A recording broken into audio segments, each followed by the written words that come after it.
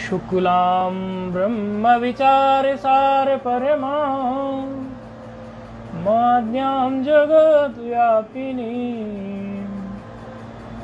वीणा पुस्तकधारिणीं भयदां जाड्य अन्धकारापहां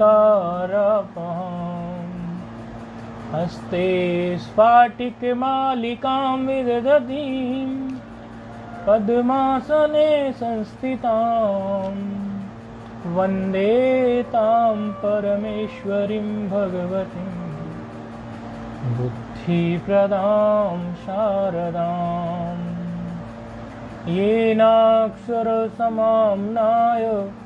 मधिगम्य महेश्वरात् कृत्स्नं व्याकरणं प्रोक्तं तस्मै पाणिनये नमः। वाक्यकारं वररुचिं भाष्यकारं पतञ्जलिं पाणिनिं सूत्रकारं च प्रणतोऽस्मि मुनित्रयं नत्वा सरस्वतीं देवीं शुद्ध्यां गुण्यां करोम्यहं पाणिनीये प्रवेशाय लघुसिद्धान्तकौमुदीम्। ऐं ह्रीं ऋक् ऐं ऐऔच हयवरट्लं यमगणनं झपय गणदश जगगणदश खप चट चट तव कपय सससर हल इति माहेश्वराणि सूत्राणि। एक तो कल किसी ने प्रश्न किया था तो हमने सोचा कि वो उसका उत्तर सबके पाठ के बीच ही दे देंगे, तो फिर सब लोगों को यदि ऐसा संशय होगा तो वो संशय सभी का निवृत्त हो जाएगा। जो मंगलाचरण करते हैं तो मंगलाचरण में कई लोग कह रहे थे कि ये स्वामी जी गुरु जी जो भी जिसका संबोधन था तो ये जैसे करते हैं हम, तो यहाँ पर जो बोलते हैं कि ब्रह्म विचार सार परमा, फिर कई लोग इसमें बोल रहे थे परमाम फिर आद्याम, उन्होंने उसके प्रमाण भी दिए। फिर मतलब बात प्रमाण में भी लाई कि कई लोग ऐसा बोलते हैं परमाम और फिर बोलते हैं आद्याम, आकार को ले लेंगे क्योंकि मकार तक जब ले लोगे तो फिर आकार ही बचेगा।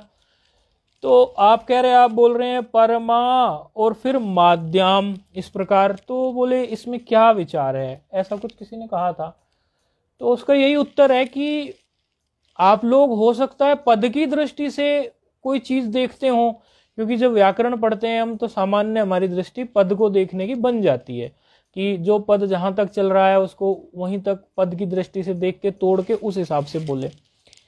लेकिन यहाँ छंद का महत्व है। जब भी हम कोई भी जो लोग पाठ इत्यादि अन्य भी पढ़ते हैं तो वो देखते ही होंगे या नहीं देखते हो तभी देखो, हमें ये नहीं देखना होता जब उस श्लोक का उच्चारण करते हैं कि जो हमने उच्चारण करके हिस्सा तोड़ा, जिस हिस्से को हमने बोला, जैसे परमा बोला हमने, उसका अर्थ आ रहा है कि नहीं आ रहा है। हमें ये देखना है कि हाँ वो जो हम गिनती जो होती है छंद के हिसाब से कि इतने इतने अक्षर होने चाहिए, वो गिनती यहाँ फिट बैठती है कि नहीं बैठती है। यदि वो छंद की दृष्टि से गिनती सटीक नहीं बैठती, हमारा छंद वहां पूरा नहीं होता, वो गिनती सटीक नहीं बैठती, तो भले हम उससे आगे का एक वर्ण और लेके भी बोले। तो इसीलिए गुरु परंपरा से, और ये हमेशा ही है कि जब हमको श्लोक भी, जब भाई श्लोक ही तो है जिसको हम उच्चारित कर रहे हैं, तो जब वो श्लोक उच्चारित करते हैं तो वो श्लोक जब बनाया गया है तो किसी छंद के अंतर्गत बनाया गया है, छंद ही है और छंद को ही वरीयता है। चाहे आप वेद में भी देख लीजिए, छंद को वरीयता हमेशा ही दी जाती है। तो छंद की दृष्टि से जहां टूट कर बोलना है, भले उसका अर्थ नहीं आ रहा हो, अर्थ तो हम कर लेंगे, उसका अन्वय कर लेंगे, दंडा अन्वय से कर लो, खंडा अन्वय से कर लो, वो एक अलग विषय है। लेकिन जब उच्चारण की दृष्टि से आता है श्लोक को तो उसमें छंद का ही ध्यान देना है, अन्य ध्यान नहीं देना। ये नहीं सोचना है कि समामनाय में समामनायम बोल के फिर अधिगम में बोलो, नहीं। यदि छंद टूट रहा है ऐसा, ये तो एक सामान्य उदाहरण दे रहे हैं। समामनाय मधि बोलने से यदि छंद ठीक बैठता है तो मधिगम में ही बोलो। और इसमें ब्रह्म विचार सार परमा के बाद माध्यम बोलने से अलग अलग माध्यम से तोड़ के बोलने से छंद सही बैठ रहा है, तो छंद की दृष्टि से ही हमें बोलना है। मतलब मुख्य जो हमारा उच्चारण करने के समय पर जब हमें कोई श्लोक उच्चारित करना है तो हमें छंद को पहले नंबर पर रखना है, बाद में हम अर्थ इत्यादि को फिर से रख लेंगे। ये किसी ने प्रश्न किया था और उन्होंने रेफरेंस भी दे दिया था हमें कई जगह, बोले वो आचार्य बोल रहे हैं, वो बोल रहे हैं, क्योंकि आजकल ऑनलाइन वीडियो सबके पड़े हुए होते हैं, तो लोग जहां तहां से वीडियो देखकर कुछ ना कुछ पूछ भी लेते हैं, उसमें कोई गलत भी नहीं है। तो उसका उत्तर फिर यही है कि हम छंद की दृष्टि से उसको करें। ठीक है, आप लोग तो खैर जानते होंगे। तो ये एक तो हम लोग जो विचार कर रहे हैं अभी, हमारा अजंत पुल्लिंग प्रकरण चल रहा है। अजंत पुल्लिंग प्रकरण में हमने ये स्पष्ट देख लिया था कि कोई भी हम रूप लेके चलते हैं तो उसकी शब्द की दो प्रकार से संज्ञा होती है। अब हम सीधे वहीं आते हैं पॉइंट पर, उसी से पीछे के जो सूत्र है वो सारे पुनरावृत्ति में आगे खड़े हो जाएंगे। अब वहीं चलते हैं सीधे। तो रमु क्रीड़ायाम एक धातु है, रमु क्रीड़ायाम। अच्छा, ये रमु क्रीड़ायाम जो धातु है, आप लोग ये बात तो जान ही चुके हैं कि यहाँ पर दो पक्ष हैं, एक व्युत्पत्ति पक्ष और एक अव्युत्पत्ति पक्ष। तो रमु क्रीड़ायाम धातु जो होती है, देखो उसका अर्थ ही जो है क्रीड़ा अर्थ है, अर्थात इसमें जो क्रीड़ा करते हो। तो उसके लिए पहले भी बताया था, रमन्ते योगिनाम अस्मिन्ति राम, ऐसा राम का अर्थ होता है। तो रमु क्रीड़ायाम धातु में घ प्रत्यय हुआ। अब हम चल रहे हैं, आगे की तरफ बढ़ रहे हैं, तो थोड़ा आगे चलाना अब जरूरी भी है। रमु क्रीड़ायाम धातु में अधिकरण अर्थ में घ प्रत्यय हुआ। घकार और यकार, जो देख नहीं रहे हैं सुन रहे हैं, तो घ प्रत्यय यदि नहीं देखा हो, घकार और यकार, यम गणना वाला जो यकार होता है, क्योंकि उसके पीछे भी फिर वो यकार ही क्यों है, क्योंकि वो यकार यदि नहीं पता और घ की जगह अगर वो यकार हो जाए, यमगणना वाला यकार नहीं बताएं, तो फिर अगला सूत्र उसमें लग नहीं सकता। इसलिए स्पष्ट बोधन के लिए बोला रमु क्रीड़ायाम धातु है इस तरह की। एक मिनट, ये उससे डिस्कनेक्ट हो गया, इसको कनेक्ट करते हैं। ये चार्जिंग के कम ज़्यादा होने की वजह से ऐसा ही करता है, इसको बहुत हाई चार्जिंग चाहिए होती है जब हम करते हैं इसको।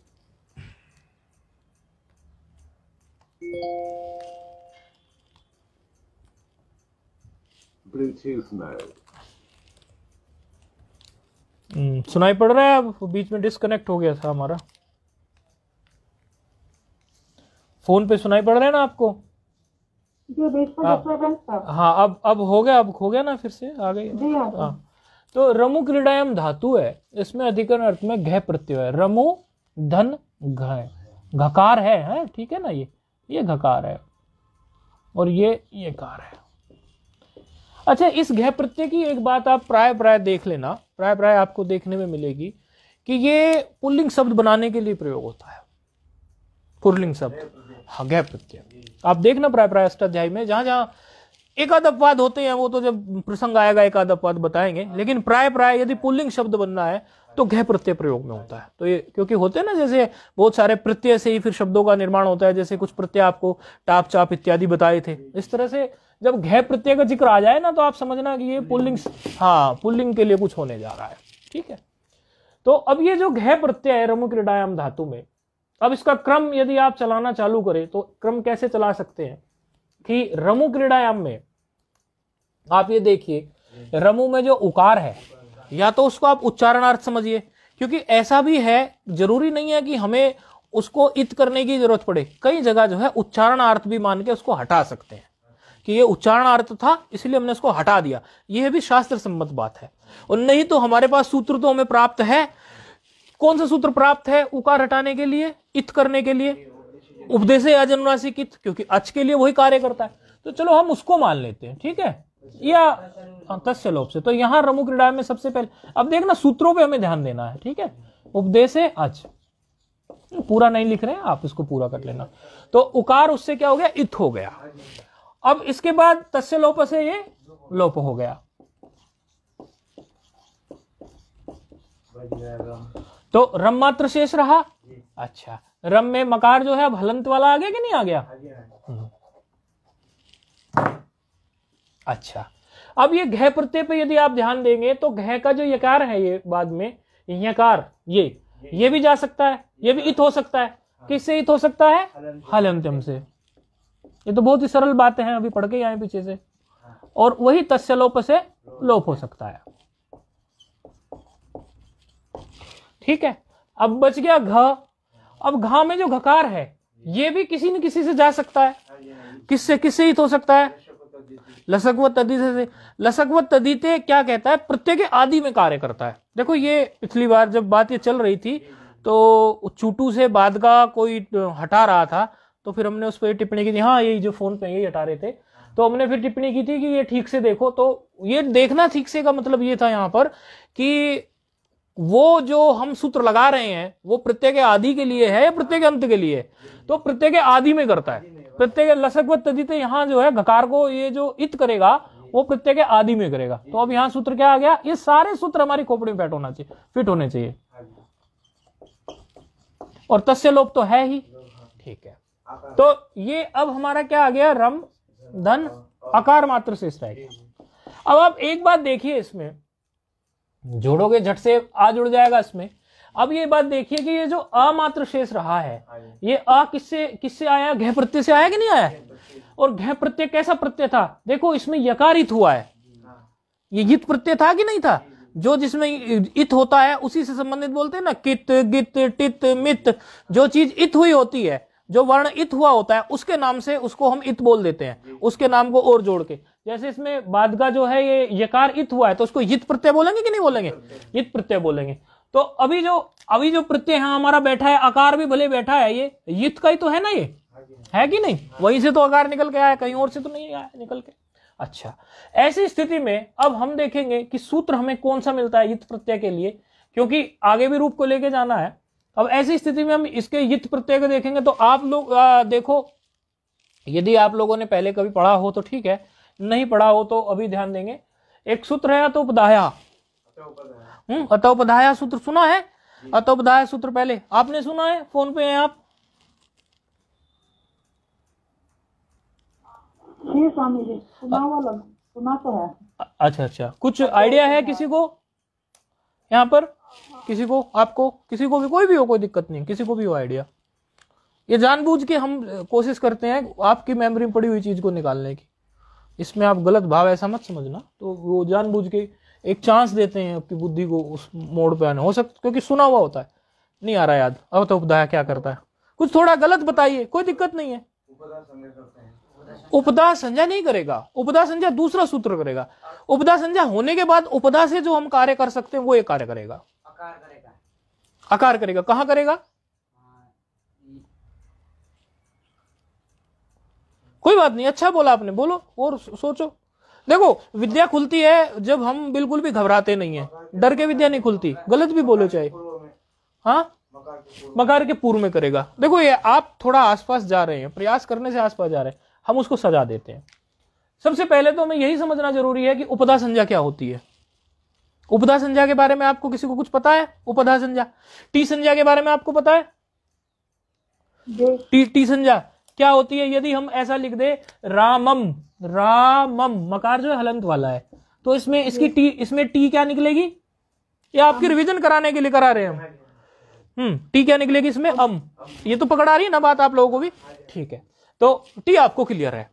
अब इसी में से हम उपधा निकालने वाले हैं, ठीक है। ये सारी संज्ञाएं हमें पता होनी चाहिए। अंग किसको कह रहे हैं, उपधा किसको कह रहे हैं, टी किसको कह रहे हैं, क्योंकि जिस समय फिर क्रम स्टार्ट, अभी हम तो क्या धीरे धीरे करा रहे हैं, आगे अभी ऐसा आज कुछ ऐसी अपडेट आई है कि आगे भविष्य में लघु और भी कहीं कहीं कुछ कुछ कार्यक्रम तो उसमें स्पीड से चलेगा। तो स्पीड से जिस समय चले उस समय हमारे माइंड में ये सारी चीजें क्लियर हो कि उपदा का ये हो गया, टी में ये हो गया, अंग कार्य ये हो गया, एकदम हमारे दिमाग में आ जाए कि हाँ ऐसे हो गया। पीछे नहीं हटना, एकदम एकदम मतलब प्रेजेंस ऑफ माइंड जिसको बोलते हैं, यानी तत्काल प्रस्तुत होना चाहिए, तभी ये मेहनत करने का लाभ होगा। ठीक है, आप 1000 बार पूछिए लेकिन उसको क्लियर कीजिए पॉइंट को। तो ये यहाँ इसमें हमें टी तो हमें क्लियर हो गई। अब उपदा के लिए हमारे पास एक सूत्र है अलो अंत्यात। देखो ये सूत्र कहां बैठा है, कौन से नंबर पे बैठा है, पीछे से देखो। अलो अंत्यात पूर्व उपधा, अभी पढ़ा देंगे इसी बहाने, अभी का अभी पढ़ा देंगे, एक सूत्र को अभी पढ़ा देंगे। इसमें क्या है, क्योंकि उपधा करने का संज्ञा सूत्र है। देखो अलो आप लघु में पीछे से देखिए, अलो अंत्यात पूर्व उपधा सूत्र कहां है, लघु में देखिए पीछे से, आपको पेज नंबर पता चल जाएगा, क्योंकि हमें पेज नंबर तो पता नहीं है इसका। तो पीछे से आप देखो अलवंत्यात पूर्व उपधा कौन से पेज नंबर पे है लघु में, और वहां उसकी वृत्ति पे जाइए, आपको समझ में आएगा, क्योंकि अब आप ही सब कर डालेंगे। डबल 44 पे है, डबल 44 पे कह रहे हैं आप? अच्छा 44 पेज पर, 44 बोलते हैं ना? हाँ निकाल रहे हैं अभी, इस बहाने ये सूत्र भी हो जाएगा, हमने सोचा। अलवंतात पूर्व उपधा मध्य में है, अलवंत हाँ है अलवंतात, आपको मिल गया 44 पेज पे अलवंत्यात पूर्व उपधा उपधा। हाँ अच्छा, सूत्र क्या कह रहा है ये अलवंतात पूर्व उपधा, सूत्र क्या कह रहा है? सूत्र की वृत्ति पढ़ के जरा इसका अर्थ निकालने की कोशिश करें स्वयं से आप लोग, मैं तो बता ही दूंगा लेकिन आप लोगों की ही विद्या निखरनी चाहिए ना। हाँ थोड़ा प्रयास करेंगे, मतलब सूत्र सिर्फ ये उपधा संज्ञा कर रहा है सूत्र, ठीक है, संज्ञा सूत्र है, सिर्फ उपधा संज्ञा कर रहा है, अर्थात ये बता रहा है कि उपधा किसको बोलते हैं। जैसे टी का आपको पता चल गया, इसी शब्द में बता देंगे रामम में ही। फिर सोचो जरा उपधा किसको कहते हैं? अंतिम अलवर्ण के पूर्व की। हाँ अंतिम अलवर्ण के पूर्व जो भी हो, अंतिम अल, क्योंकि स्पष्ट लिखा हुआ है, क्या लिखा हुआ है स्पष्ट इसमें? अंत्याद अलह, अंत्याद अलह, अंत्याद अलह पूर्वो वर्ण उपधा संजह स्यात्। समझ में आ गया आपको भी फोन पे क्या कहा इसने? जी। तो अब रामम में उपधा किसको कहेंगे? टी तो बिल्कुल सही बताया आपने, अम है, रामम में हम उपधा किसको कहेंगे? रामम में माँ। नहीं, अंत अल है माँ, अंत अल के पहले अकार है, माँ उत्तरोत्तर अकार जो है उसको उपधा कहेंगे, आ को। हाँ वही तो बोलते हैं। नहीं आपने माँ बोला था, मैं माँ सुना। रामम में जो बीच वाला माँ है। नहीं माँ नहीं है, माँ में जो अ है वो होगा, माँ में जो अ है। हाँ क्योंकि अंतिम अल से पहले कौन सा वर्ण है आप बताइए? अकार। हाँ अकार है ना, इसीलिए तो उपधा रामम में क्या हुई? अकार। ठीक है, अब आप उपधा निकाल लेंगे कि नहीं निकाल लेंगे? पक्का हो गया? एक दो उदाहरण उठा लेते हैं, कभी आपको कंफ्यूजन हो जाए। पृच्छ, पृच्छ शब्द है, प्री और आधा च अर्थात हलंत वाला, और छकार। पृच्छ में मुझे आप टी भी बता दें और उपधा भी बता दें। पृच्छ शब्द में आप मुझे टी भी बता दें और उपधा भी बता दें। उपधा तो छ हो गया, अच्छा आपने ऐसा बताया, और टी क्या हो गया? ये संज्ञाएं बहुत प्रयोग में आने वाली है। ये चा है ना? हाँ चाटी हो गया, अच्छा ठीक है, आप बताएं। गलत होगा कोई बात नहीं, इसीलिए बैठे हैं।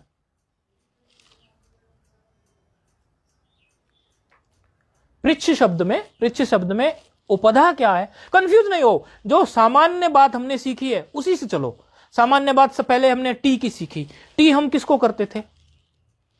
टी किसी भी हम शब्द को लिखते थे उसमें टी क्या होती थी?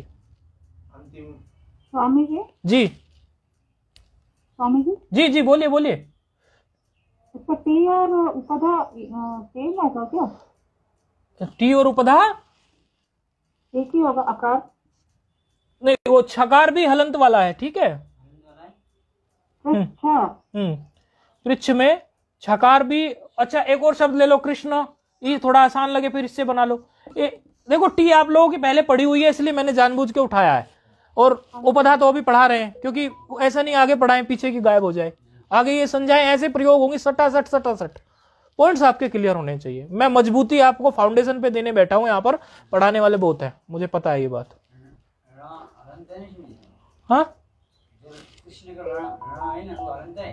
नहीं, कृष्ण में जो नकार है ना ये हलंत नहीं है, आकार उपधा हो गया इसमें। अच्छा फिर आगे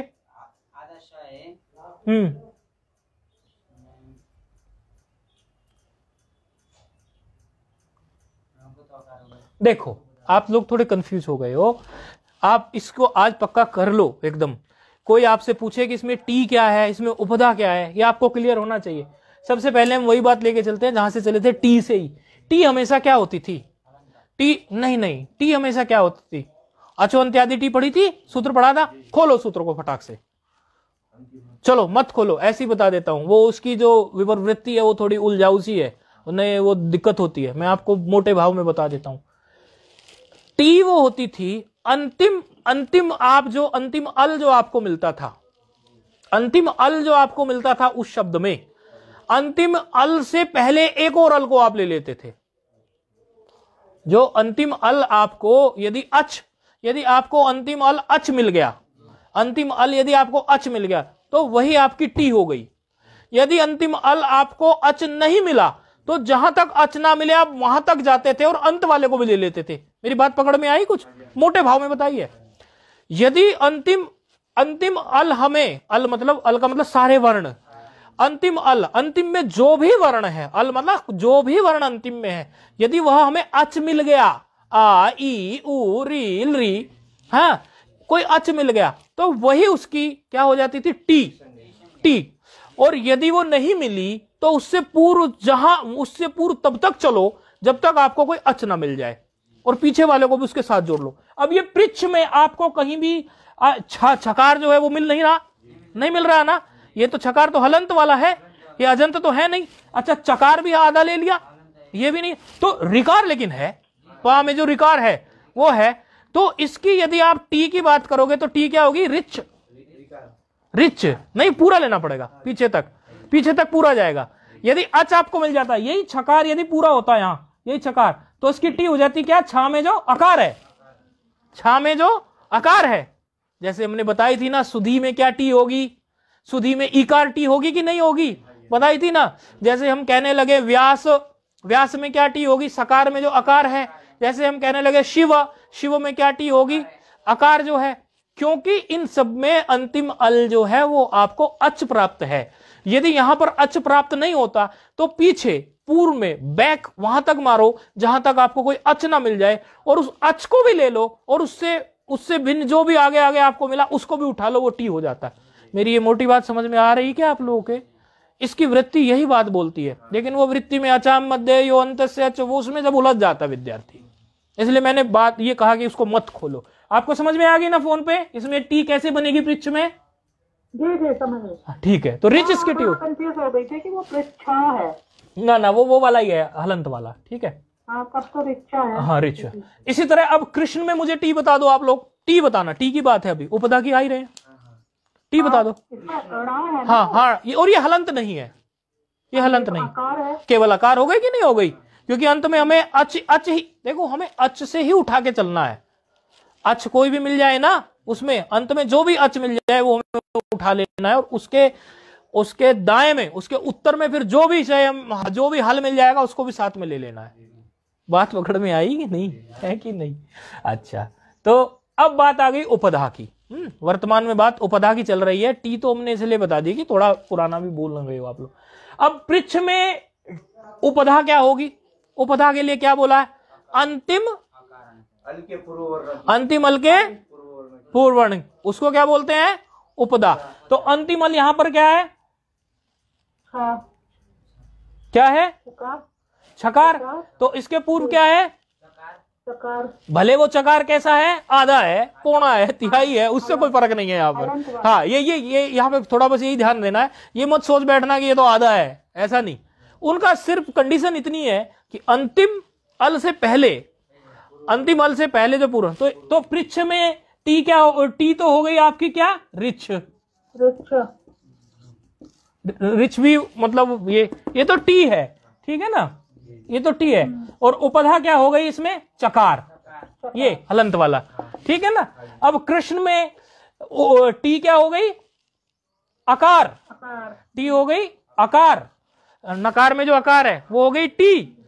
और इसमें हमारी क्या कहते हैं? उपधा क्या हो गई? नकार। नहीं, नकार अंतिम अल से पहला।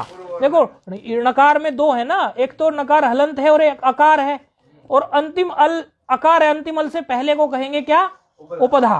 तो नकार इसमें उपधा है कि नहीं है? तो ये है उपधा का हमारा फंडा। इसको अच्छे से पकड़ लेना, विचार कर लेना गंगा किनारे बैठ के। यदि नहीं पकड़ में आए तो चले फिर पूछ लेना, लेकिन उपधा को क्लियर कर लेना। तो उपधा की संज्ञा करने वाला सूत्र था अलोअंत्यात् पूर्व उपधा। अब अत उपधाया की भूमिका जम गई है। अब अत उपधाया खोलो, कहां लिखा है? अत उपधाया अब क्या करता है? यहां वही लगने जा रहा है रमधना में। अत उपधा कितने पेज नंबर पे है, खोलो। अत उपधा, अत उपधा 44 पेज, नहीं वो नहीं है, वो तो वाला 49 था। अत उपधा देखो कितने पेज पे,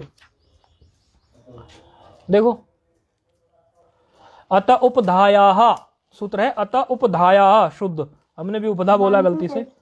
90, अच्छा ये हमने सोचा इस बहाने वो सूत्र भी हो जाएंगे, सरल सूत्र है, कोई ऐसी बात नहीं है। कुछ संख्या कम होगी 4000 में से, 4000 पढ़ने हैं ना, उसमें संख्या कम होगी। हाँ 90 पेज पे देखो, अत उपधायाः 7-2-116 तो इसका अष्टाध्यायी में एड्रेस है, वैसे सूत्र है ये यहाँ पर 90 पेज पर। अत उपधाया क्या कह रहा है ये, उपधाया, उपधाया मतलब उपधा के लिए, उपधा की, उपधा आप जान ही गए किसको बोलते हैं, उपधा। उपधा की क्या, अतो वृद्धि स्यात्, उपधा की अतो, उपधा में जो अत है, उपधा अत की क्या हो जानी चाहिए, वृद्धि। उपधा में जो अत है, अत की बात हुई, तपरकरण हो गया ना, तो केवल हर्षकार की बात हुई, तो उसकी वृद्धि हो जाए कब, किस स्थिति में, जब यिति नीति च प्रत्यय परे, यानी कोई प्रत्यय यित वाला हो या नित वाला हो। बात समझ में आई। तो ये प्रत्यय कौन सा था, यित, यित वाला था ना, उसमें नकारित नहीं हुआ ना, यकारित हुआ है, तो ये यित प्रत्यय है। ठीक है, तो इसको घ को क्या कहेंगे हम, यित प्रत्यय। तो यित प्रत्यय प्रय है कि नहीं है। अच्छा उपदा का हमें पता ही चल गया, रम में जो उपदा है वो क्या है, रम में उपदा आकार है कि नहीं है, आकार है कि नहीं है रम में उपदा। तो और उस उपदा की वृद्धि हो जाए तो क्या हो गया, ये इधर से तो ये आकार जोड़ दो इसके साथ, और उधर उपदा वृद्धि भी हो गई। राम बना कि नहीं बना, रमू से राम तक आप जान गए ना क्या कहानी हुई, ये बस दिमाग में रखना है। ठीक है ना। तो जब जब बोले हम कि आप इसको बोलते चले जाओ, तो आपको ये सब कुछ बोलना है जो हमने बोला। ठीक है, इसका अभ्यास करना है। अब यहां जो है राम शब्द, राम शब्द को सुनते ही हमारे मन में दो भाव उठ गए। पहला भाव उठ गया कि ये दशरथ नंदन राम है और लोक में प्रचलित है, तो यदि उस दृष्टि से देखें तो अर्थवत धातु प्रत्यय से इसकी प्रातिपदिक संज्ञा हो गई।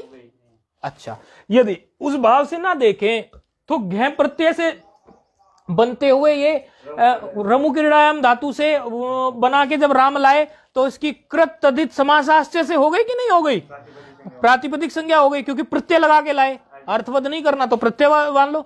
यानी दोनों सूत्रों से इसकी प्रातिपदिक संज्ञा प्राप्त हो गई। ये हमारी अभी तक की इसके पीछे कहानी रही।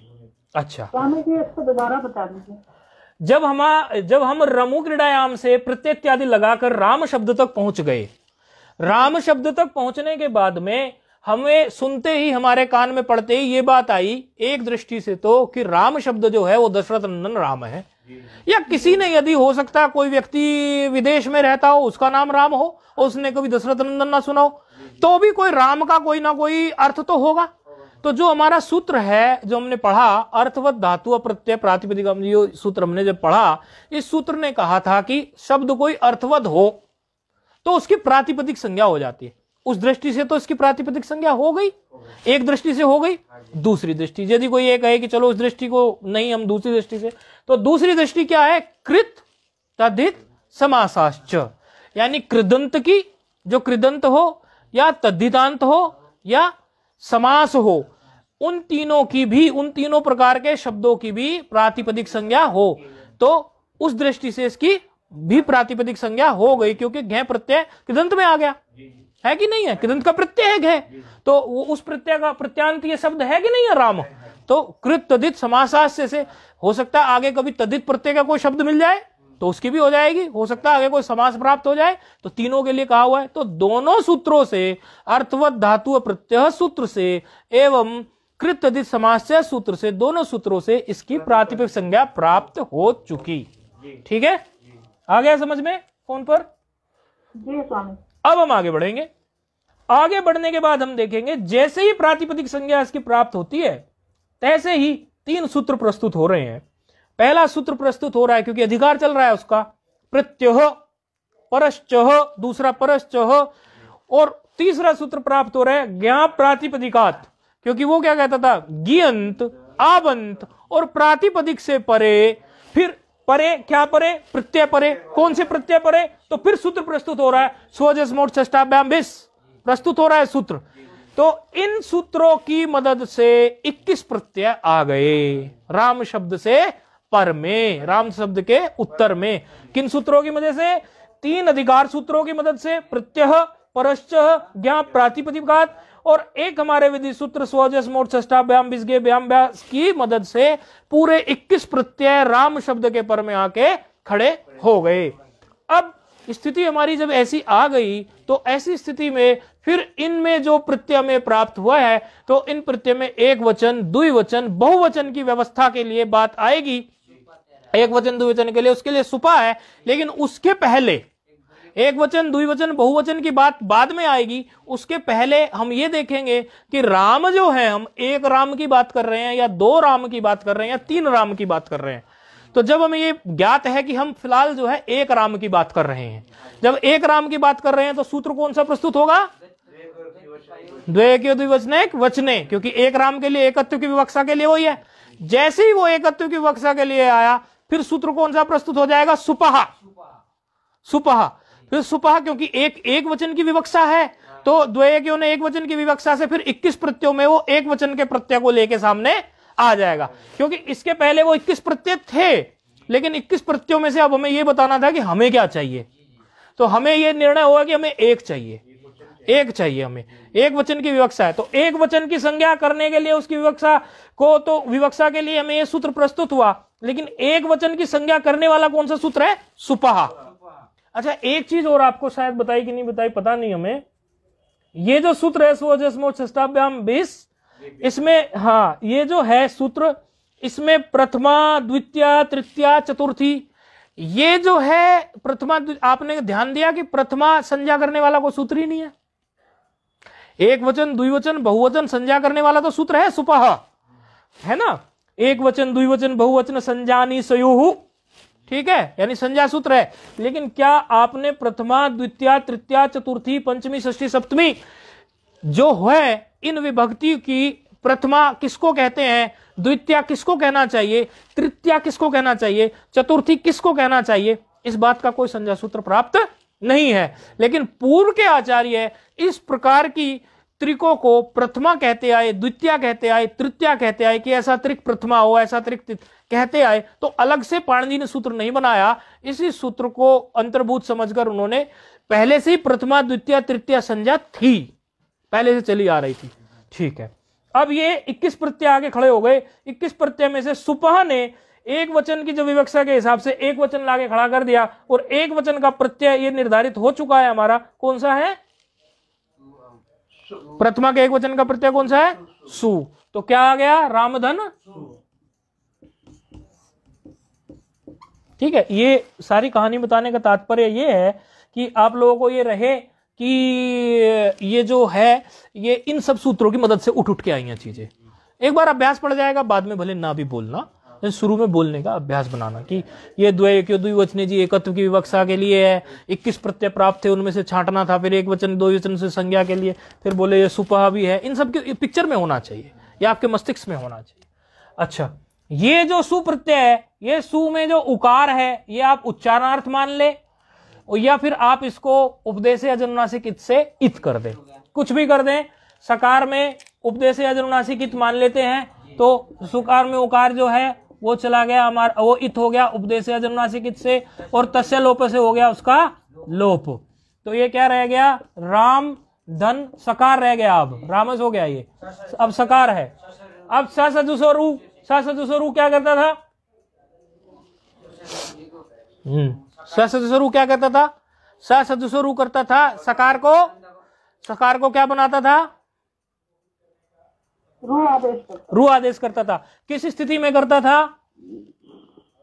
पदांत को। तो पदांत ये बन गया कि नहीं बन गया?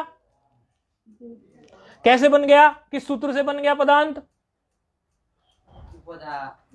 देखो, आप ये मत बोलना, ये बात तो मुझे पता थी, आप लोगों को सब पता है, मैं मानता हूं, लेकिन वो जगानी है, मुझे उठानी है चीजें, बस मेरा वो काम है।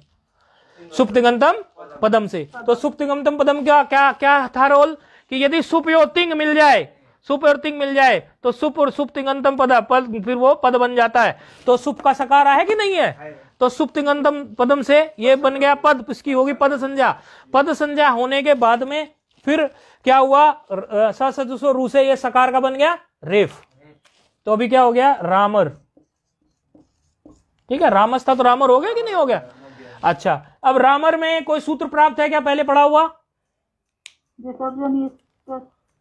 और विचार कीजिए। खरवसानियो क्या कहता है, खरवसानियो विसर्जनीय। खर परे होने पर, अवसान परे होने पर रेफस से विसर्ग। अच्छा, अब एक सूत्र प्रस्तुत हो रहा है खरवसानियों में, क्योंकि खर ने जो खरवसानियों विसर्जनीय ने जो चीज मांगी उस चीज के लिए सूत्र प्रस्तुत हो रहा है, क्योंकि ऐसे तो सब आपने सब पढ़ा हुआ है। तो अब सूत्र प्रस्तुत हो रहा है। अगला सूत्र जो है विरामो अवसानम। विरामो अवसानम, ये सूत्र जो है वही कार्य करेगा जो खरवसानों को चाहिए। रामस और रामर तक आने में उसको ज्यादा जरूरत नहीं थी, लेकिन अब इसकी जरूरत है।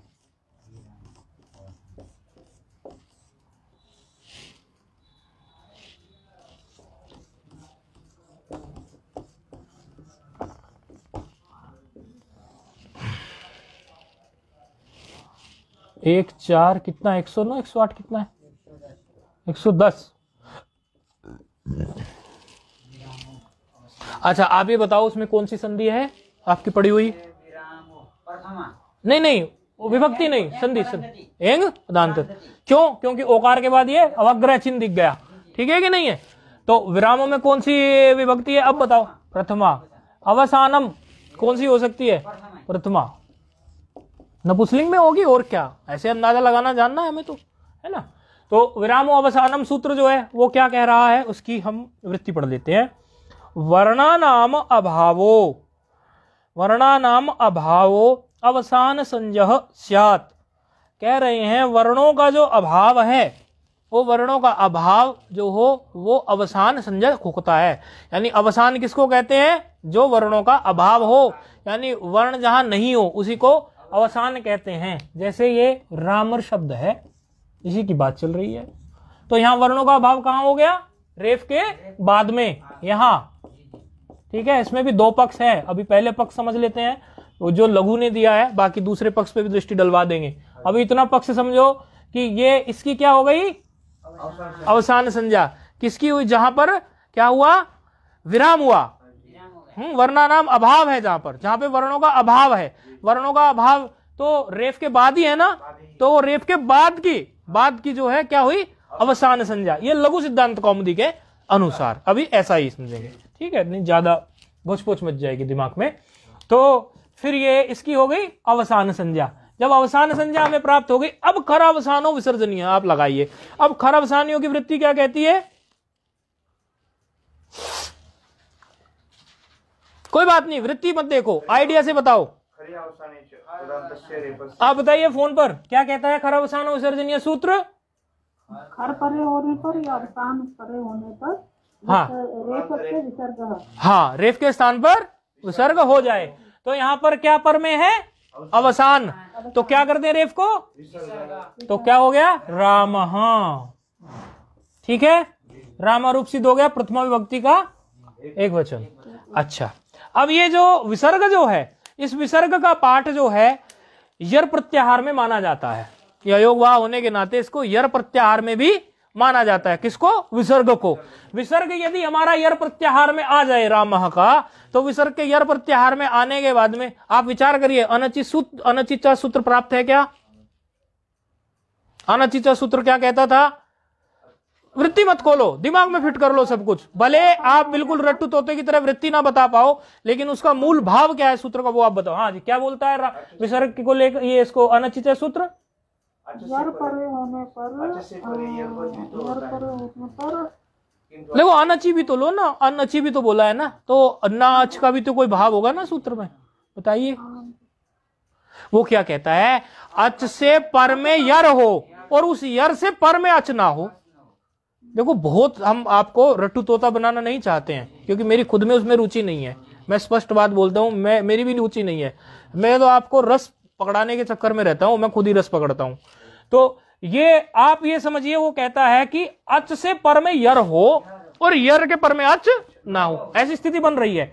देखो मकार का आकार अच है, अच से पर में विसर्ग हमने अभी बोला वो यर प्रत्यार में आता है, और इसके बारे में अनची अर्थात अच नहीं है। तो ऐसी स्थिति में द्वितीय किसको करता है? वो यर को। द्वितीय किसको करता है? यर को। तो यर क्या है? विसर्ग। तो दूसरा रूप क्या बन गया? राम ही बना। उच्चारण में तो वो ऐसा तो नहीं बनेगा दो विसर्गों का उच्चारित करने में, लेकिन विसर्ग दो आ गए, एक रूप ये बन गया। ठीक है, कहीं कहीं कभी कभी लिखा हुआ मिल सकता है। यदि आप लोगों से कोई पूछेगा ये लिखा, आप कहोगे प्रिंटिंग मिस्टेक है। प्रिंटिंग मिस्टेक नहीं है, ये ऐसा रूप बनता है। कई बार हमें कंफ्यूजन हो जाता है ना, किसी विद्वान ने लिख दिया डबल विसर्ग और फिर कहेंगे कि आया था ऐसा कुछ पिक्चर में। हाँ, तो समस्या यही आता है ना कि विद्वान लिख के चला जाएगा, हम गलती निकालेंगे, प्रिंटिंग मिस्टेक है क्योंकि हम तो अपनी बुद्धि का विचार लगाएंगे। तो एक राम है सामान्य विसर्ग का बनता है, दूसरा है डबल विसर्ग का भी शुद्ध रूप है, इसमें कोई गलती नहीं। ठीक है, ये रूप यहां पर सिद्ध हो गया। अच्छा, एक इसके पक्ष में क्या बात करते हैं ये विरामो अवसानम की, ये कहते हैं कि रेफ की आप अवसान संज्ञा कर दीजिए, रेफ की अवसान संज्ञा कर दीजिए। एक पक्ष में वो रेफ के पर की अवसान संज्ञा करते हैं, एक पक्ष में उत्तर शास्त्रों में जो उत्तर शास्त्र में पढ़ते हैं, एक पक्ष में वो रेफ की अवसान संज्ञा भी कर देते हैं। तो ये भी मस्तिष्क में बात रखने जैसी है कि वो, लेकिन दोनों ही पक्ष में खर अवसानो विसर्जनीय सूत्र लग जाएगा, उसमें कोई दोष नहीं है, आप कैसे भी लगाइए। हाँ, लघु सिद्धांत कौमुदी की दृष्टि से उन्होंने स्पष्ट ही कह दिया कि वर्णों का जहां अभाव हो मैं तो उसी को अवसान मानने वाला हूं। देखो वरदराजाचार्य ने तो अपनी दृष्टि से ये बात कह दी कि जहां वर्णों का आपको अभाव दिखने लगे मैं तो अवसान उसको ही मानने वाला हूं। तो इनके हिसाब से तो अवसान क्या है? रेफ के बाद में जो स्थान खाली रह गया वो अवसान है इनके हिसाब से। वर्णानाम अभाव तो वही हो रहा है, रेफ पे कहां अभाव है? रेफ पे तो रेफ ही बैठा है, अभाव कहां है? लेकिन एक पक्ष में ऐसा भी है समास करके, क्योंकि विद्वान लोग क्या है, समास के माहिर होते हैं और समास से पूरा अर्थ ही बदल डालते हैं। तो उस दृष्टि से वो रेफ में भी अवसान करा देते हैं, तो उसमें आपको ज्यादा चिंता करने की बात नहीं है। ये बताना हमें इसलिए जरूरी था, कोई इस तरह आपको उलझाए तो बोला हाँ एक पक्ष में ऐसा हो सकता है। तो ये बन गया हमारा एक रूप। अच्छा, हाँ वही इन्होंने दिखाया रुत्व विसर्गो राम। अच्छा, इसको रुत्व विसर्ग बोल देते हैं, जो रुत था वो विसर्ग हो गया, इसको रुत विसर्ग बोल देते हैं। और कई बार जो है जब दो चार हम हटाते हैं, शुरू में तो आपको स्पष्ट बोलना है कि इसमें ये सूत्र लगे हैं, लेकिन जब उन सूत्रों का अभ्यास हो जाए उसके बाद आप ऐसे भी बोल सकते हैं अनुबंध लोप हो गया। किसको बोलेंगे अनुबंध लोप? जैसे हम क्या करते हैं, कोई भी समझो उसमें सकार है, सकार के स्थान पर फिर रेप और वो सब बोले अनुबंध लोप, ये नहीं बोलते सकार के स्थान पर ये हो गया, ऐसे नहीं कहते अनुबंध लोप हो गया। नहीं, सु में जो उकार आता है ना, सकार के साथ रेफ नहीं, जो सु में जो उकार होता है उसको अनुबंध लोप ही बोल देते हैं। अनुबंध था ना उसके साथ, उकार अनुबंध था ना, उसका लोप हो गया। यानी दो सूत्र उपदेश जन्मनासी की तस्य लोप बोलने की बजाय हम सीधे बोल देते हैं कि अनुबंध लोप हो गया, ऐसा भी बोलते हैं विद्वान लोग। तो जब वो मुंह से अनुबंध लोप बोलते चले तो आप समझना ये दो सूत्रों की बात निकल गई। फिर उसके बाद जब वो ये कहने लगे रुत विसर्ग हो गया, तो आपको क्या समझ लेना है कि ससु से रू लग गया, ससु से रुत हुआ है और रुत से फिर जो है विसर्ग हुआ, रुत विसर्ग। तो वहां से बोले ये बात रुत विसर्ग निकल के आई है, आपके मस्तिष्क में ये बात फिट हो जानी चाहिए। ठीक है, तो ये रामा का रूप यहां सिद्ध हुआ है। अब आगे बढ़ते हैं।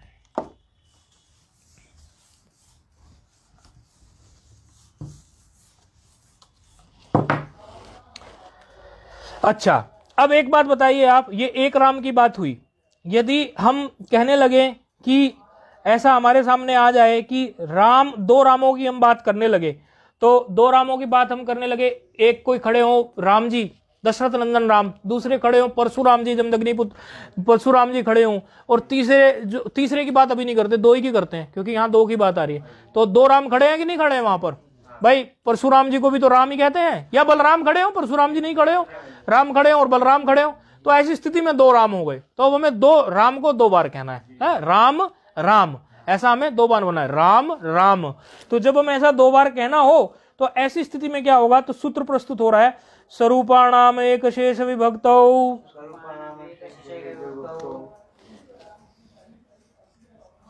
स्वरूपाणाम, इससे तो बड़ी अच्छी कहानी भी जुड़ी है, स्वरूपाणाम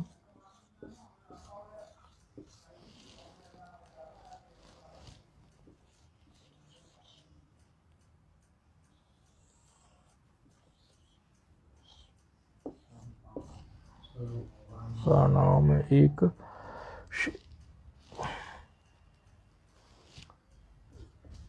एक विभक्तौ।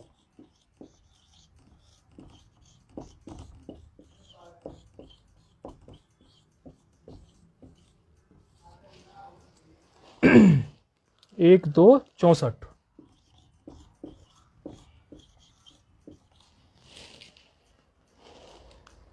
स्वरूपाणाम एक शेष, स्वरूपाणाम एक शेष एक विभक्तौ। इसमें पहले हम वही देख लेते हैं कौन कौन सी विभक्ति बचती, क्या क्या विभक्ति इसमें है। स्वरूपाणाम एक शेष एक विभक्तौ में किस में षष्ठी है? स्वरूपाणाम में। हाँ, स्पष्ट समझ में आ रही है। और बताइए, स्वरूपाणाम की हो गई विभक्ति। स्वरूपाणाम एक शेष एक है, एक विभक्तौ एक है। एक शेष में प्रथमा, एक विभक्तौ किसकी तरह?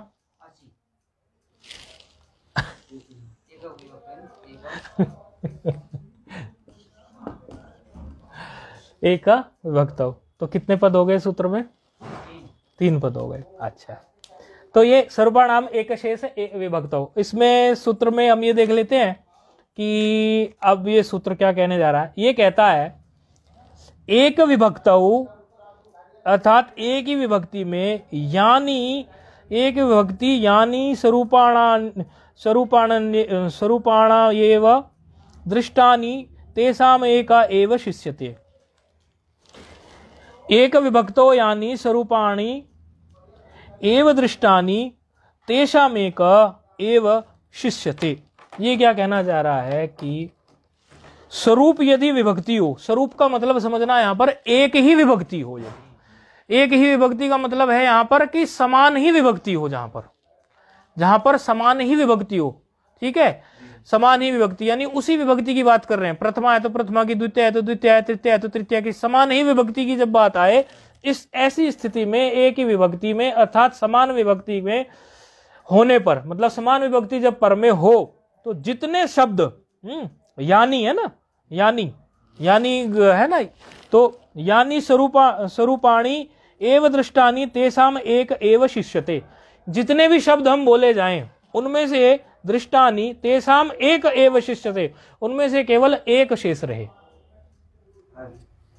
जितने भी बोले जाए उसमें से ये षष्ठी, ये सप्तमी 2 वचन है। प्रथम रिपीट कर दीजिए।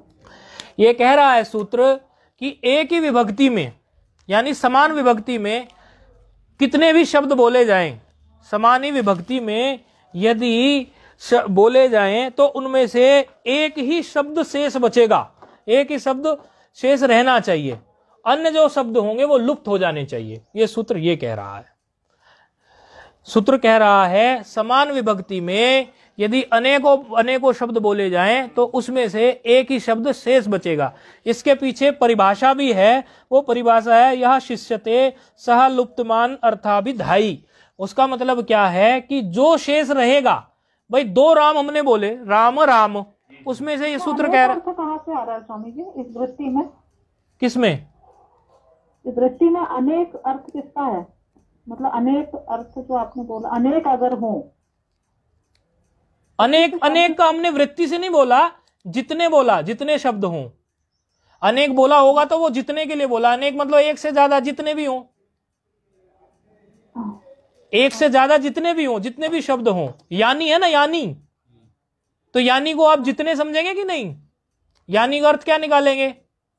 तो उसी को हमने अनेक बोल दिया समझाने की दृष्टि से। यानी शब्द का क्या अर्थ निकलेगा? ये तो यानी क्या है? बहुवचन है, एक वचन है, 2 वचन है? बहुवचन है। तो बहुवचन का मतलब क्या होता है इसमें? यानी का एक हो तो यह, 2 हो तो ये दोनों, और यानी तो फिर है कि नहीं है? अनेक के लिए ये। तो वैसे शब्द तो शब्द से शब्द मैच नहीं है, समझाने के लिए ऐसा बोला। जितने बोल सकते हो। यदि आप बिल्कुल एकदम 100% अर्थ निकालना है यानी शब्द का, तो जितने मान लेना। ठीक है,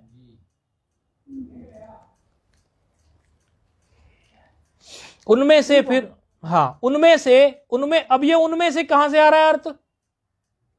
उनमें अर्थ कहां से आया? उनमें से तेषाम नहीं, एक तो आ गया, लेकिन उनमें कहां से आया? उन ते है ना? हाँ, तेषाम, ठीक है ना, ऐसे वो अर्थ करने की विधि है, बस और कुछ नहीं। तो जितने भी शब्द बोले जाएं समान विभक्ति में, ठीक है, एक ही विभक्ति में, समान विभक्ति में, उनमें से एक ही शेष रहेगा, ये सूत्र ऐसा कह रहा है। और इसके लिए परिभाषा भी है, वो परिभाषा हम लिख दे रहे हैं। यह यानी एक जो वो बचेगा, उसको ये मत समझना ये एक बचा है, वो अन्य बचो हुओं का भी अर्थ करेगा, उसी के लिए परिभाषा है। यह शिष्यते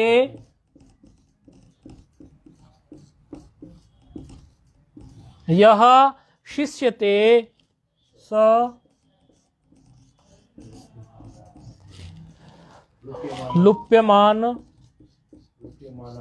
लुप्यमान अर्थाभिधायी नारायण ओम। लुप्यमान अर्थाभिधायी,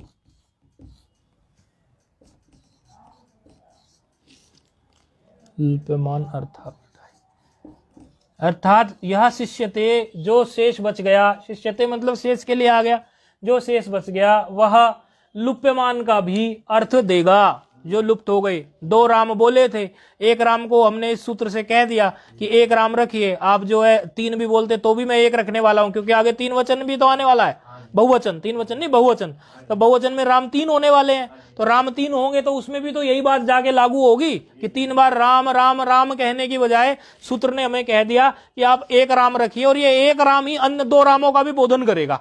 उसके लिए ये परिभाषा होगी, यह शिष्यते स लुप्यमान अर्थाभिधायी। तो इस तरह से ये फिर एक राम हमारा बच गया।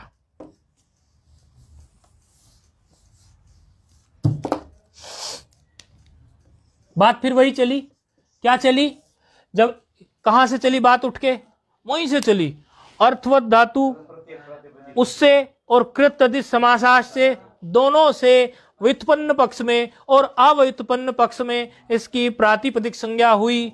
उसके बाद में प्रत्यय परश्चय ज्ञाप प्रातिपदिकार के अधिकार से हमारे सामने 21 प्रत्यय विधि सूत्र स्वजस मोट षष्ठाभ्याम के द्वारा आकर खड़े हुए। ऐसी स्थिति में जब हमें द्विवचन की विवक्षा हुई तो द्वैकियो द्विवचने ने हमें व्यवस्था दी कि द्विवचन की बात है, और सुपह नाम के सूत्र ने हमें द्विवचन प्रत्यय जो है क्या है, औ, द्विवचन प्रत्यय औ हमें दे दिया राम के पर में। ठीक है, यहां तक बात आई।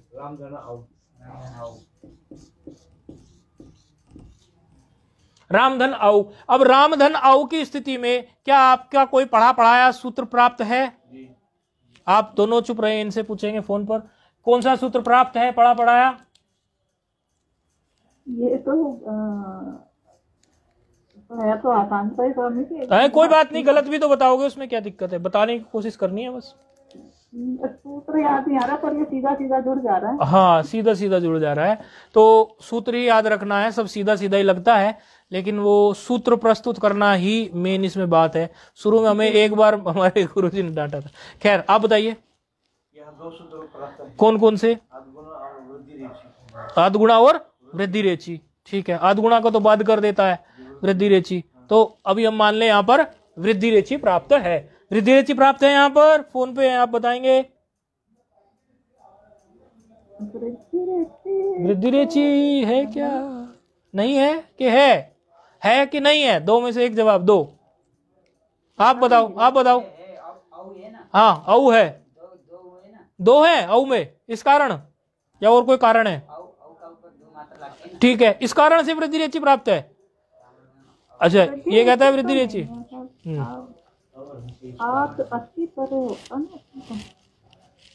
हाँ, तो क्या कहता है वृद्धि रेची?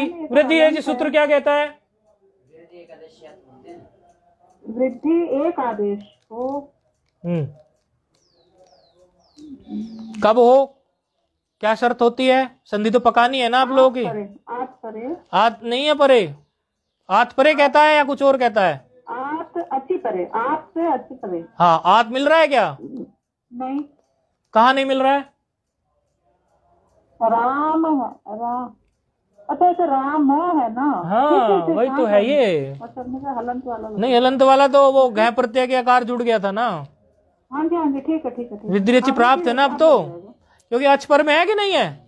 हाँ जी, अच है पर में, आ ई सब है कि नहीं है, तो वृद्धि रेची यहाँ पर प्राप्त है। वृद्धि रेचि प्राप्त है, लेकिन वृद्धि रेचि प्राप्त होने के बाद भी यहां पर वृद्धि रेचि को बाध करके दूसरा सूत्र प्रस्तुत होता है। ऐसा बहुत होने वाला है, इसलिए आप बिल्कुल अपनी कमर कस के रहें। सूत्र, कुछ सूत्र होंगे इति प्राप्त है, लेकिन वो नहीं लगेंगे, आगे के सूत्र आकर खड़े हो जाएंगे। इसलिए आप लोग अपने मन में बात रखा करो, कौन सा सूत्र तो प्राप्त है और फिर उस सूत्र को बाध करके कौन सा सूत्र आकर खड़ा हो गया। तो आगे का एक सूत्र जो है वृद्धि रेचि प्राप्त है, इति प्राप्त लिख सकते हैं इसको। ये नहीं बोलना कि लग रहा है या मतलब लग जाएगा नहीं बोलना, प्राप्त है, लेकिन लगाएंगे कौन सा, उसके लिए अगला सूत्र प्रस्तुत हो रहा है। प्रथमयोः पूर्व स्वर्णः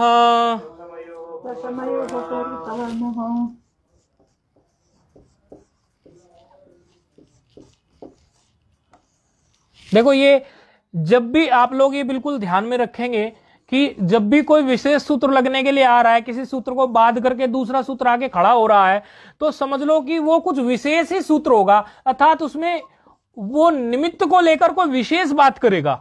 जैसे एक पहले अभी बताया इन्होंने कि भाई राम धन आओ में आद गुणा भी प्राप्त है, वृद्धि रेचि प्राप्त है, लेकिन वृद्धि रेचि को विशेष दिया, यानी आद गुणा जो हमें था, आद गुणा की स्थिति क्या थी और वृद्धि रेचि की क्या थी, उसके हिसाब से हम निर्णय लेते हैं कि वृद्धि रेचि ही क्यों है, उस हिसाब से हम निर्णय लेते हैं। उसका एरिया कम होता है, उसका क्षेत्र कम होता है, या वो विशेष स्थिति में लगता है। इसी तरह जब हम यहां भी देखेंगे वृद्धि रेचि तो प्राप्त है, लेकिन कुछ विशेष चीजों को देखते हुए यहां पर हमें प्रथमयोः पूर्व स्वर्ण लगाना है। तो वो विशेष चीजें क्या है, वही इस सूत्र में हमने समझनी है। तो ये है 6.1.102। इसमें अच्छी, इसमें इसकी वृत्ति में आप देखो, अब तो पहचानना सीख जाओ। इसमें वृत्ति आप देख रहे हो, तो वृत्ति में एक तो आपको अची शब्द अलग लग रहा है, कुछ है कि नहीं, जो कि हमारे सूत्र में नहीं है। अची शब्द दिख रहा है वृत्ति में, जो हमारे सूत्र में नहीं है। अका शब्द दिख रहा है सूत्र में, जो हमारे वृत्ति में, जो हमारे सूत्र में नहीं है। तो अकह और अची, ये दोनों अलग अलग पद दिख रहे हैं कि नहीं दिख रहे हैं। ये कुछ पद ऐसे दिख रहे हैं कि जो हमारे उसमें नहीं है कि नहीं। तो इसका मतलब ये कहीं से आ रहे हैं। और पूर्व परियोर एकहा भी दिख रहा है इसमें, देखो कहीं एकहा दिख रहा है कि नहीं दिख रहा है। एकहा तो दिख रहा है ना, एकादेश में, एकादेश में एका दिख रहा है। तो ये कहीं से आ रहे हैं, अनुवृत्त हो रहे हैं, ये तो हम जान ही चुके हैं ये बात। तो अकहा तो आ रहा है किससे, अका सवर्ण दीर्घ से, अका सवर्ण दीर्घ से आ रहा है। ये तो पता सा चल रहा है कि ये सूत्र तुमने पढ़ा हुआ है, अका सवर्ण दीर्घ से इसकी अनुवृत्ति आ रही है। और अची किससे आ रहा होगा, ये भी कुछ कुछ दिमाग में आ रही होगी आपके। अची से संबंधित तो एक बड़ा प्रसिद्ध सूत्र है, रेचि नहीं उसमें क्या आता है, रेचि एच आता है या आच आता है। अच्छा, एच आता है, ये आ रहा है इको अणची से, है कि नहीं, प्रसिद्ध सूत्र है ना बड़ा, इको अणची। इससे क्या आ सकता है स्वामी जी, 8 गुणा से उसमें अच्छी चाहिए। वो सूत्र की दृष्टि से देखते हैं कौन से सूत्र आसपास होता है, उस तरह से फिर वो चलता है सूत्र की दृष्टि से। और एक पूर्व प्रयोग के अधिकार में ये सूत्र चल रहा है, एक पूर्व प्रयोग का अधिकार यहां भी चल रहा है, एक पूर्व प्रयोग के अधिकार में ये चल रहा है, तो वहां से भी तो अधिकार वो चल ही रहा है, एक पूर्व प्रयोग। तो अब सूत्र का अर्थ हम कर लेते हैं। अकह यानी के अक प्रत्याहार, ठीक है। अक प्रत्याहार आप जान ही गए क्या होता है, आई यू रिल री। अकह प्रथमा द्वितीयोरचि पूर्व स्वर्ण दीर्घ एकादेश स्यात् इति प्राप्ते। देखो यहां भी इति प्राप्त लिखा, इति प्राप्त को बाद में देखते हैं, नहीं कंफ्यूज होगे। बोले एक तो वृद्धि रेचि इति प्राप्त था, एक दूसरा भी सूत्र तो पढ़ा दिया, लेकिन इसमें भी इति प्राप्त अड़ा दिया। तो अभी इति प्राप्त शब्द को नहीं पढ़ो, नहीं कंफ्यूज होगे। अभी पहले सूत्र का अर्थ समझो। कह रहा है अक प्रत्याहार से, अक प्रत्याहार से, अकह में क्या है, पंचमी है ना, अकह पंचमी है। जैसे आपको अच पढ़ाया था, अचहा होता है, ऐसे अकह होता है। तो अकह क्या है, पंचमी, पंचमी यानी कि अक प्रत्याहार से परे। पंचमी का मतलब यही होता है, अक प्रत्याहार से परे। यदि प्रथमा द्वितीय, दो है ना, प्रथमा द्वितीय, या तो प्रथमा हो या द्वितीय हो। प्रथमा द्वितीय का मतलब क्या है, प्रथमा विभक्ति का अथवा द्वितीय विभक्ति का। अची अर्थात अच, अच पर हो, तो ऐसी स्थिति में क्या करो, जो पूर्व है अक, पूर्व में क्या है अक, और पर में जो अच है, उन दोनों के स्थान पर, पूर्व और पर के स्थान पर सवर्ण दीर्घ एकादेश हो जाए, पूर्व सवर्ण दीर्घ एकादेश हो जाए। अर्थात सूत्र क्या कह रहा है, यदि अक प्रत्याहार से पर में प्रथमा विभक्ति का या द्वितीय विभक्ति का, ये देखो केवल यहीं लगने आया है ये सूत्र, जहां विभक्तियों की बात होगी वहीं लगेगा, सामान्य तो कहीं भी चिपकेगा नहीं। और वो तो सामान्य सूत्र था वृद्धि रेचि, तो कहीं भी जाके चिपक जाता था, उसको विभक्ति से कोई लेना देना नहीं था। जब हम विभक्तियों की बातों में आ गए, ये विशेष बात बताने के लिए ऐसा बता रहे हैं, जब हम विभक्तियों का जिक्र करने लगे तब जाके ये विभक्तियों वाला सूत्र खड़ा हुआ कि जब आप विभक्तियों के रूप बनाने शुरू करें तो वहां पर आपको दृष्टि डालनी है प्रथमोयो पूर्व सवर्ण। इसमें क्या देखोगे कि प्रथमा विभक्ति का अच पर में हो या द्वितीय विभक्ति का अच पर में हो और अक से पर में हो, तो ऐसी स्थिति में पूर्व और पर के स्थान पर, क्योंकि एक पूर्व प्रयोग का अधिकार चल रहा है, पूर्व और प्रयोग के स्थान पर आप पूर्व सवर्ण दीर्घ आदेश कर देना चाहिए। तो पूर्व में इसके क्या है, पूर्व सवर्ण दीर्घ, पूर्व में इसके राम में मां में अकार है, उसका सवर्ण दीर्घ क्या हो गया, आ हो गया। ऐसे आप रामा देखो तो क्या रूप बन गया इस सूत्र के हिसाब से, राम धन औ है, यहीं से तो बात चली थी। अच्छा, अब राम धन औ में ये सूत्र यदि हम लगा दें तो रूप क्या बनेगा, फोन पे आप बताएंगे। रामाधन औ बन गया, रामाधन औ बन गया ना, और रामाधन औ को फिर जोड़ देंगे, क्या बन जाएगा, रामाधन औ से क्या बन जाएगा, रामौ। कहेंगे रूप तो सिद्ध हो गया, लेकिन नहीं, रूप यहां सिद्ध हो जाएगा। ऐसे भी कोई लोग विकल्प खड़ा करते हैं कि रूप तो सिद्ध हो जाएगा यहां से, लेकिन आगे जाकर ये सूत्र जो बनाया गया है जिस स्थिति के लिए, उस स्थिति में फिर यहां गड़बड़ हो जाएगी। तो यहां पर प्रथमो पूर्व सवर्ण भी प्राप्त है, प्राप्त तो हो गया, अक से पर में क्या है, लेकिन ग्रंथकार इसको ऐसे सिद्ध नहीं करवाना चाहते प्राप्त होने पर, और अन्य सूत्रों का वो जिक्र करते हैं जो हम कल देखेंगे। अभी का समय हो गया, ये सूत्र भी इति प्राप्त में चला जाएगा। इति प्राप्त में जाने का मतलब ये नहीं होता कि जो सूत्र लगा नहीं वो हमें पता नहीं, ऐसा नहीं करना है। इसीलिए पहले हमने सूत्र अच्छे से घिसकर समझा दिया है। भले हम रामधन औ में ये सूत्र नहीं लगाएंगे, लेकिन आगे कई जगह ये सूत्र लगेगा तो हमें पता होना चाहिए ना प्रथम पूर्व सवर्ण करता क्या है, अब पता चल गया ना। अक से पर में यदि प्रथमा विभक्ति का, द्वितीय विभक्ति का, अच्छा, और हमेशा आपको बोलना है इति प्राप्ते, पहले बोलेंगे वृद्धि रेचि इति प्राप्ते, फिर उसको बाद करके आया प्रथमयो हो पूर्व सवर्ण, और इसको बाद करके क्या आएगा वो तो कल देखेंगे, ठीक है। ओम पूर्णमदः पूर्णमिदं पूर्णमुदच्यते पूर्णस्य पूर्णमादाय पूर्णमेवावशिष्यते। ओम शांति शांति शांति।